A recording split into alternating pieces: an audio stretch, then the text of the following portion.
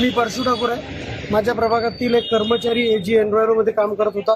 त्यांनी त्याचं कंपनीच्या हलगर्जीपणामुळे मृत्यू झालेला आहे। कंपनी त्याची आई इथे माझ्या समोर आहे, त्याची पत्नी इथे आलेली आहे, तिची पण तब्येत खराब आहे। कंपनी जी एजी एन्व्हायरो कंपनी आहे याचा हलगर्जीपणा एवढ्या वर्षापासून सुरू आहे। या कंपनीच्या गाड्या व्यवस्थित नाही, या कंपनीला कितीतरी फाईन लागलेला आहे। एवढं सगळं झाल्यानंतर कोणत्याही गाडीचा इन्शुरन्स नाही, कोणत्याही गाडीची आरटीओ कडून दखल घेतल्या जात नाही।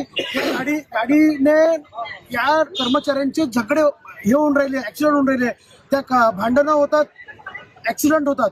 आज एक निष्पाप व्यक्ती त्यांच्या कंपनीच्या चुकीमुळे मरण पावलाय। त्या कंपनीचा जेव्हा हायड्रोलिक टाला वरतो उठतो तो खराब आहे, त्याचे नट हिलतात, याची तक्रार पहिले केली गेली होती। ते तक्रार केल्यानंतरही गाडी सुधारण्यात आली नाही। आज तो नट टाईट करताना तो पोरगा टाला खालती पडला आणि तो पोरगा त्याच्यात फसून मेला।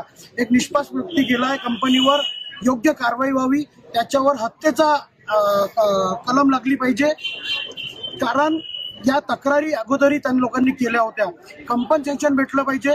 आमचं म्हणणं असं आहे की 25 ते 30 लाख रुपयाच्या दरम्यान या आईला मदत भेटली पाहिजे, तिचा उदरनिर्वाह योग्यरित्या झाला पाहिजे, तेवढी मदत कंपनीने त्यांना करावं।